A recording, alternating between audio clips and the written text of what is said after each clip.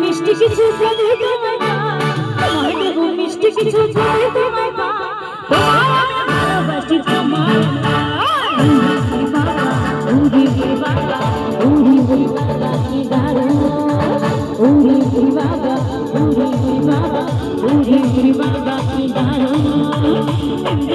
আমার মনে বলছি আমি আমার মনে বলছি আমি তোমার আমি